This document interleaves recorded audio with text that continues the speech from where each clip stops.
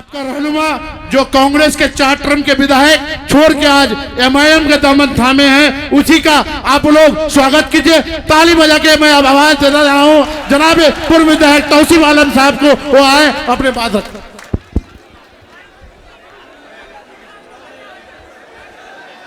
अस्सलाम वालेकुम व रहमतुल्लाहि व बरकातहू।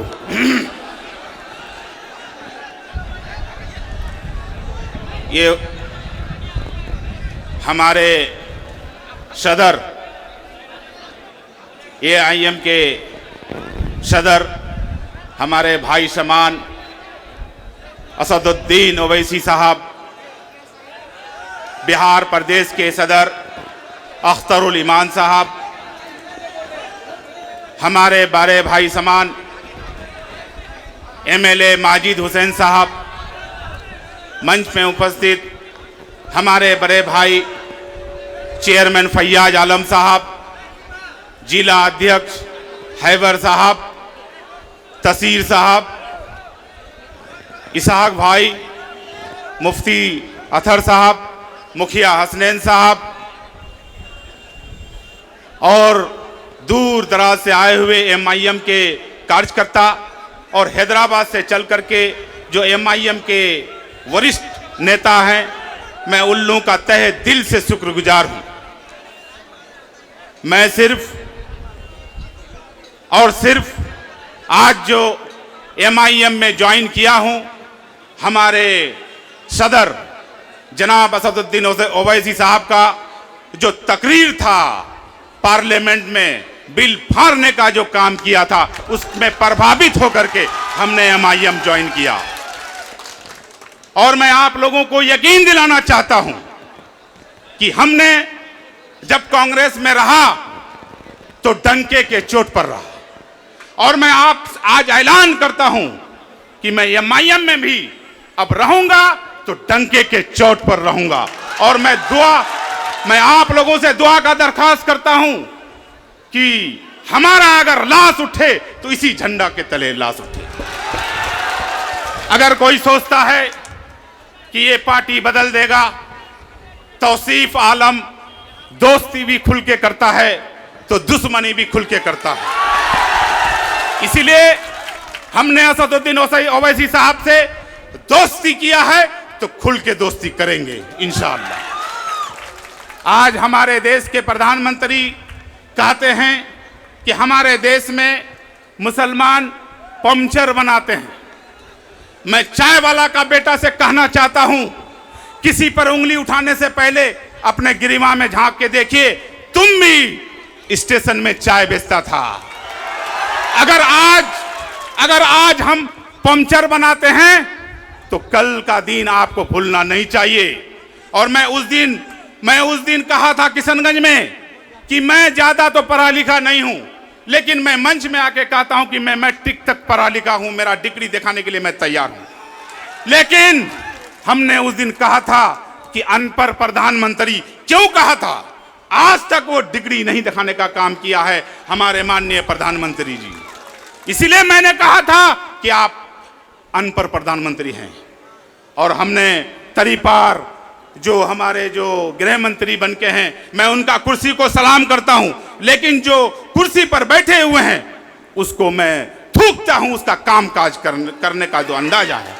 आपने 3 तलाक हमारे माथे पर थोपा, आपने हमसे बाबरी मस्जिद छीन ली, आपने धारा 370 का धारा खत्म कर दिया, आज हमारे ऊपर काला कानून वक्फ संशोधन बिल आज पास कर दिया। हम नहीं मानेंगे, हम नहीं मानेंगे। 30 करोड़ मुसलमान हिंदुस्तान का नहीं मानेंगे। तुम हमको कहां ले जाओगे? तुम्हारा जेल में जगह नहीं होगा। 30 करोड़ मुसलमानों को जब जेल में ले जाओगे, तुम्हारा जेल कम हो जाएंगे, कम पर जाएंगे। मैं वादा करता हूं असद साहब से कि आप वक्फ बिल के खिलाफ आपने झंडा उठाने का काम किया है। मैं वादा करता हूं सीमांचल वासी के तरफ से मैं आपके साथ खड़ा हूं। अगर गोली खाने का भी काम खाना करेगा तो हम लोग खाने के लिए तैयार हैं, लेकिन हम अपना कब्रिस्तान छीनने नहीं देंगे, हम अपना मदरसा छीनने नहीं देंगे, हम अपना मस्जिद छीनने नहीं देंगे। हम अपना ईदगाह छीनने नहीं देंगे। ये काला कानून जो हम लोगों के माथे पर थोपा गया है, ये काला कानून अगर लागू हो जाता है तो हमारा कब्रिस्तान ले लेंगे, हमारा मस्जिद ले लेंगे, हमारा ईदगाह ले लेंगे, हमारा थोपा गया है। ये काला कानून के तहत हमारे ये चारों चीज सरकारी हो जाएंगे। अगर ये काला कानून लागू होता है, अगर हम मरेंगे हमारा कब्रिस्तान में भी हमको पैसा दे करके हमको दफनाया जाएगा।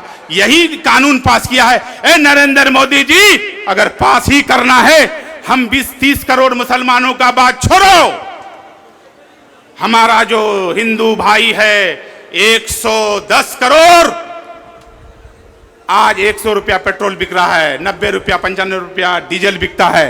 आप 50% उसमें हिंदू भाई के लिए सब्सिडी करके दिखा दो, तब मैं समझूंगा कि हिंदू भाई का तुम हितैषी हो। अगर कानून ही पास करना है, अगर कानून ही पास करना है तो गैस सिलेंडर का 50% हमारा हिंदू भाई के लिए लागू करो, तब मैं समझूंगा कि हमारे हिंदू भाई का तुम हितैषी हो। आज हिंदू मुसलमान करके, हमारा हिंदू भाई में लड़ाई करके, हमारा हिंदू भाई मुसलमान भाई में आज जंग पैदा कर दिए हो। ऐसा होने नहीं देंगे। हमने कारून का भी नाम सुना था, हमने यजीद का भी नाम सुना था, हमने फिरौन का भी नाम सुना था, हमने गद्दाफी का भी शासन सुन देखा है। इसीलिए नरेंद्र मोदी जी, उन लोगों का आज कोबर में हड्डी भी नजर नहीं आता होगा। इसीलिए तुम्हारा भी अंतिम संस्कार होगा। लेकिन ये काला कानून अगर तुम लागू करवाते हो तो हिंदुस्तान का 30 करोड़ नहीं, हिंदुस्तान का 110 करोड़ हिंदू भाई नहीं, बल्कि पूरा दुनिया का लोग तुम्हारे ऊपर थूपेंगे। और ऐसे ही हम छोड़ने वाले नहीं हैं।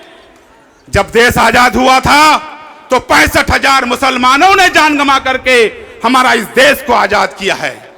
साढ़े 14,000 सिख भाइयों ने शहीद होकर के हमारा इस देश को आजाद किया है। साढ़े 8,000 दलित महादलित भाइयों ने शहीद होकर के इस देश को आजाद किया है। इस काले कानून को ला करके हमारा देश को तुम, हमारा देश का संविधान को बदलना चाहते हो, हमारा देश का नक्शा को बिगाड़ना चाहते हो। जब तक अंबेडकर का संविधान है, तुम किसी का एक बाल भी बेकार नहीं कर सकते हो। मैं दावे के साथ कहता हूं, यह कानून लगने नहीं दूंगा। हमारे भाई मेरे साथ है, अब तो मुझे दोगुना ताकत हो गया है।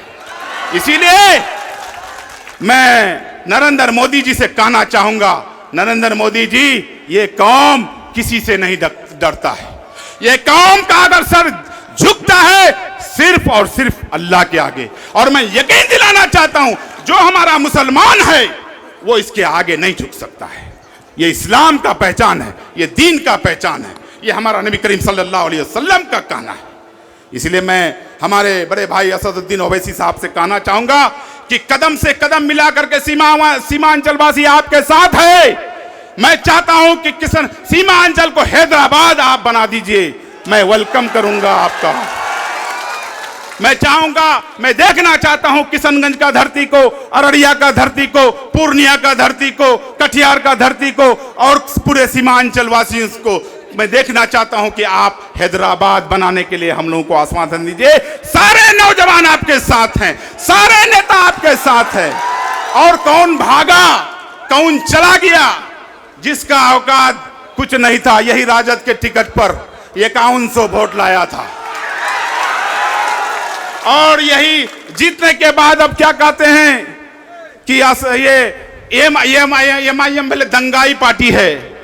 अरे बेवकूफ, जिस झंडा के तले तुम आज विधानसभा में जाकर के बैठते हो तो इसी का मेहरबानी है कि तुम जाकर के विधानसभा में बैठते हो, नहीं तो तुम्हारा कोई हैसियत नहीं था।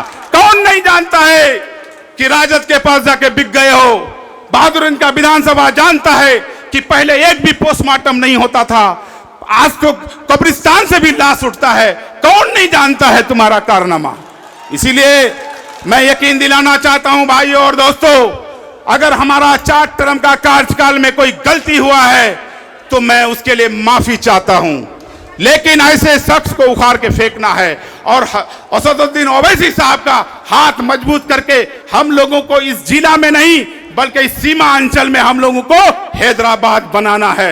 यही कहा करके मैं रुखसत होना चाहता हूं। अगर हमसे कुछ गलती हुआ है बोलने के लिए, तो मैं माफी का खास्तकार हूं। अस्सलाम वालेकुम व रहमतुल्लाहि व बरकातहू। हिंदू भाइयों को नमस्कार।